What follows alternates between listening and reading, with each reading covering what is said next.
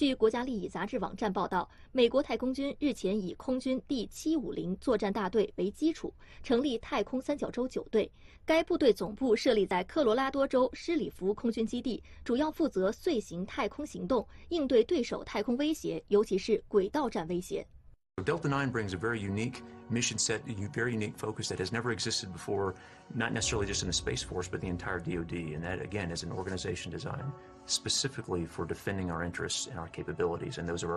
our allies and partners on orbit. 太空三角洲9队下辖4个单位，分别为第1作战中队、第3作战中队、第750作战支援中队和第1特遣分队。根据当前公布的情况，第1作战中队负责运行包括天基空间监视系统、先进技术风险降低系统、作战响应型空间5号卫星和地球同步空间态势感知计划在内的天基监视卫星。第3作战中队负责操作国防卫星通信系统3号卫星、宽带全球卫星通信系统等。第750作战支援中队负责日常训练、情报保障和其他支援保障任务。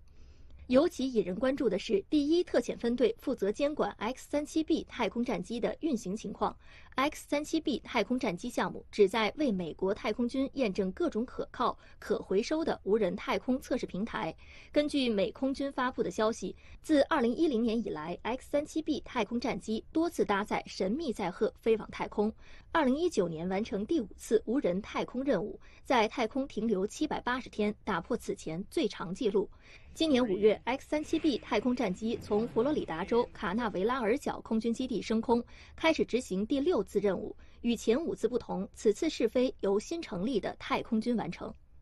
美国国家利益杂志称，经过多年建设，美国已具备成熟的反卫星作战能力。在共轨式反卫星武器方面，美国近年来多次试验近地轨道和地球同步轨道接近、交汇、跟踪、定位和拦截卫星技术，以及导弹防御、在轨检查和卫星维修等非进攻性任务。外界普遍认为，虽然美国并未公开承认研发共轨式反卫星技术，但美国具备在短期内研发共轨式反卫星武器的能力。而今年10月，美国国防部更是斥资参与到 SpaceX 的星链计划当中。该计划预计在位于距离地面340千米、550千米和1150千米的3层轨道上发射4.2万颗卫星，最终使所有卫星连成一个巨大星座。尽管 SpaceX 宣称星链计划只是为全球范围提供互联网的一项民用计划，但其在军事领域有着巨大的应用潜力。据美媒披露 ，SpaceX 的部分发射场租用的是美国空军范登堡空军基地，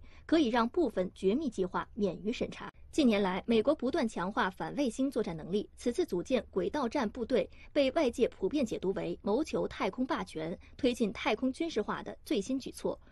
从授权组建太空军到新版太空国防战略，提出未来10年加速备战太空，再到制造干扰通信卫星信号的新式攻击武器，美国太空战略的野心暴露无遗。前美空军参谋长戴维·戈德费恩就曾预言，太空战或将在未来几年打响，几年后我们将从太空发动攻击，美军应当主导这一新战场的联合作战行动。值得警惕的是，近年来在美国推波助澜下，全球开始掀起太空军事化浪潮。俄罗斯、法国、日本等均已建立一定规模的太空作战力量，并形成初始作战能力。未来伴随美国加快太空军事化步伐，全球展开太空军备竞赛的可能性激增。